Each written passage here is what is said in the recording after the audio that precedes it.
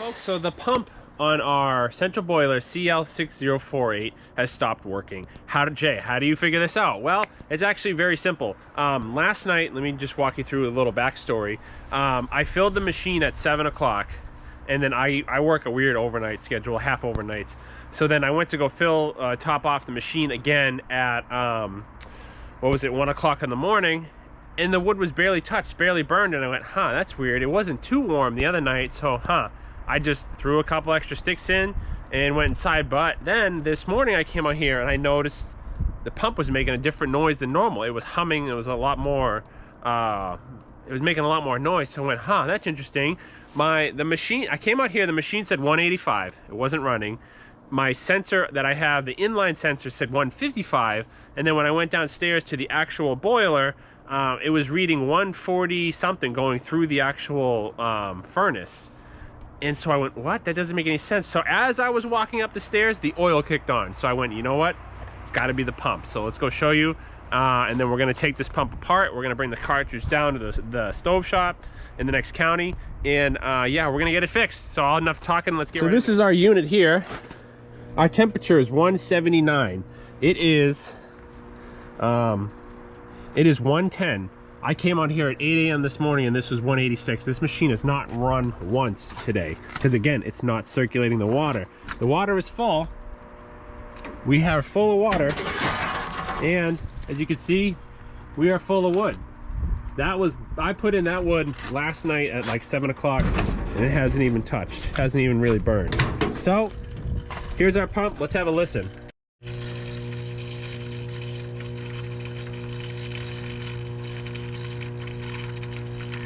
So our pump is never that loud. It's never making that much noise. It is extremely hot to the touch.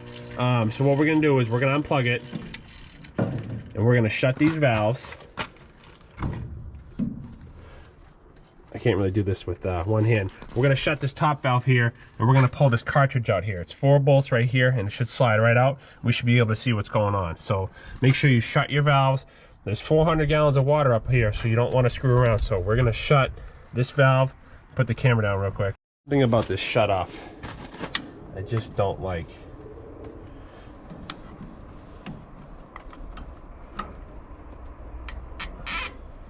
Okay, now that's completely shut. I am nervous as heck. I am nervous to pull this pump out. I just got a feeling, something tells me that 400 gallons of hot 180 degree water is just gonna blow out. So these are shut. I called the stove shop. They said shut the valves, pull a cartridge out. So valves are shut. But yeah, let's just screw it. Let's do it.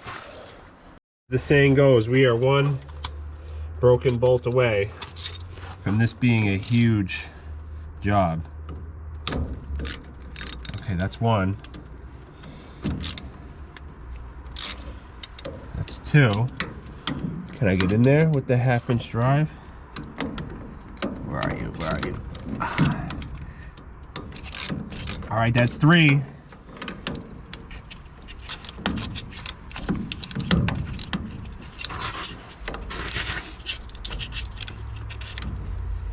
That insulation is in the way. Spray foam.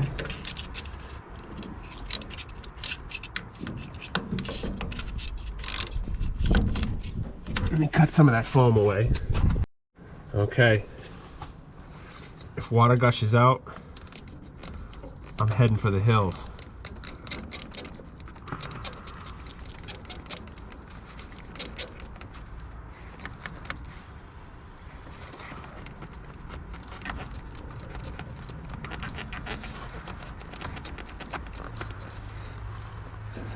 I don't know if it's because of the foam. Yeah, we're hitting the foam. Hold on, we'll be right back. All right, so we cut some of the foam back. We should.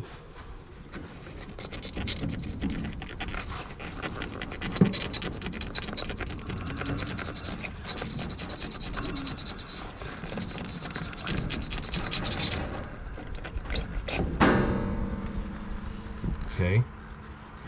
There's a spider in there. I don't know how much that helps.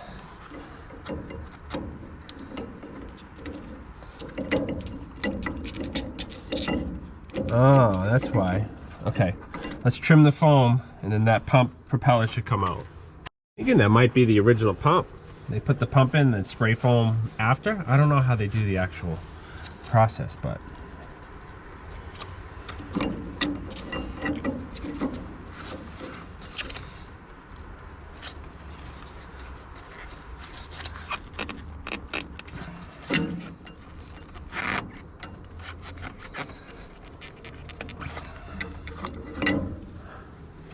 I'm no engineer, but I can't even turn that. Oh. Yep. Yeah. There's nothing fucking left. What? Oh man. Yeah.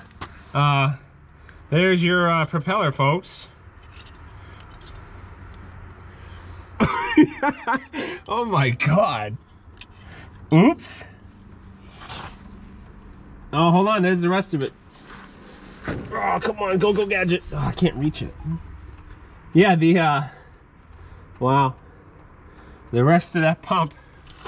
Yeah. That's good. I think we found our problem, folks.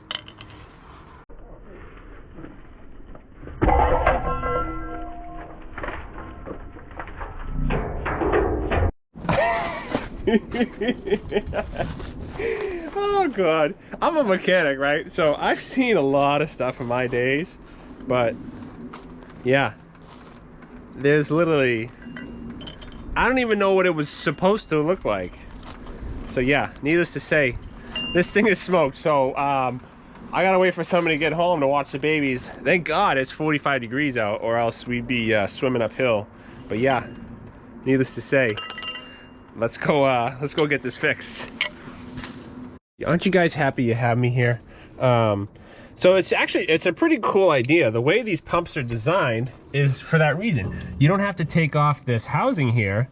You can literally just change out the inner guts, if you will. So I think there's an O-ring here. Yep, okay, so this O-ring's gonna go. And yeah, wow.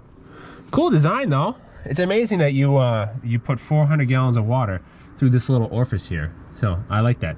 I don't know if this is the original pump. Somebody can let me know. The spray foam, as you can see, is right up to the housing. So I'm starting to think this may be the original pump back in 2006. We're heading back to the Homestead here. $140 later for a cartridge replacement. But again, I support Bruce in the Somersworth Stove Shop. He's been so good to me. He's given me free door gaskets, advice. He gave me all that Molly armor last year, so the guy's been more than an absolute blessing. So again, I don't expect a freebie every time. So I know I could have bought probably a whole new pump. Sorry, I just had to stop. Some person was just walking out. I know I could have probably bought a whole new pump for that price, but you know what? I need it running today. It's going to be freezing overnight. It's actively raining right now, so it's going to turn to ice. It's going to be an absolute nightmare. So again, Bruce, Somersworth Stove Shop, appreciate you. Thank you. If you guys need anything from Central Boiler related, please reach out to him. But keeping all things transparent, I paid $140 for the new cartridge. So we're just about to pull in. So yeah, we'll see you guys in a second. All right, folks, so there's a part number there. Replacement part, assembly rotor cartridge 0014 bronze, 0014-003 RP, Takeo, yada, yada, yada, yada, yada. So anyways, here's our receipt. This is what it should look like. That's an actual impeller, propeller, whatever you want to say. So let's go ahead and put this back in the unit, put our new gasket on here, and then slide our pump in, and it should work. All right, so it's actually very primitive, pretty much how it goes in. So this is our motor, obviously. Make sure we're clean, free of debris. Just going to slide that back in just like such, and then put our O-ring on, as you saw here. And we should be able to put this right on. Yeah, see, that gasket's actually holding down now. Let's put this right on as a unit. Okay, folks, so what we have here, we have our new unit and then our plate on married together, and then we should be able to in theory, put this right on, just like such, and then we grab our pump.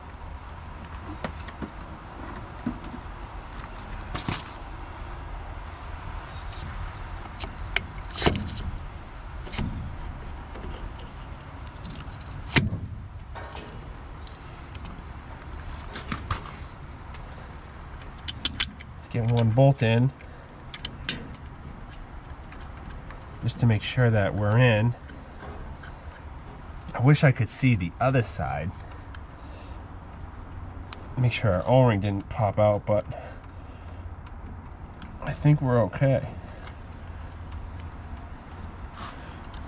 All right, let's put the other bolts in. Seems to be okay. All right, folks, everything seems okay. Once we tighten everything down, obviously everything should pull. We're gonna tighten this like we tighten lug nuts. We're gonna go this one, bottom one, over, you know, kind of alternate. So we suck that gasket in evenly. Not much, sorry guys. Not much room for, not much wiggle room there. All right, now, let's grab our extension. Oh, the sun's coming out. You know what? It's gonna be a good day after all. A little panic this morning, but. So we'll tighten that back right one down. Tighten this one down. As you can see, that just kind of sucked in there nice. Tighten this one down.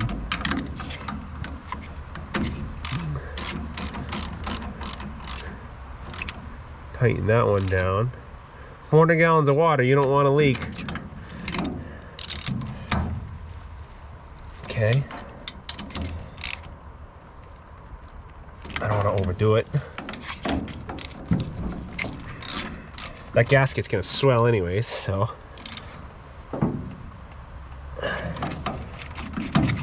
Okay.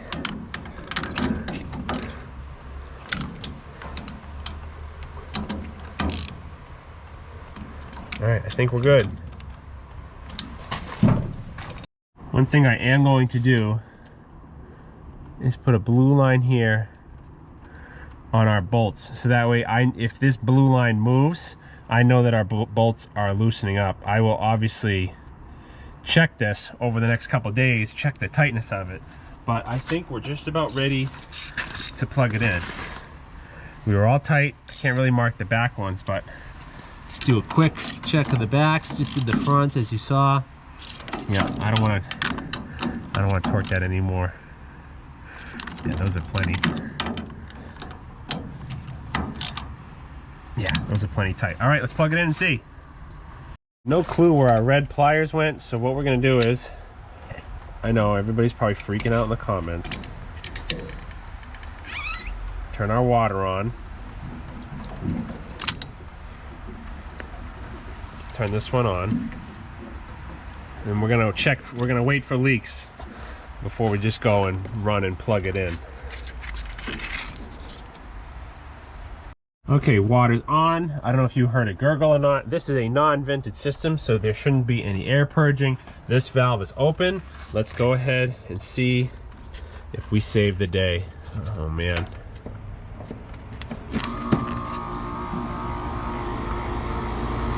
Ladies and gentlemen, we're running.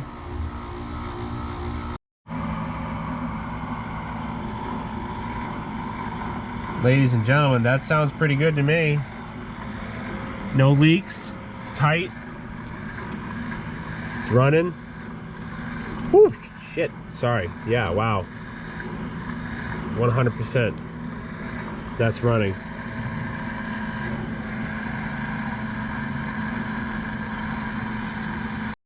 All right, folks.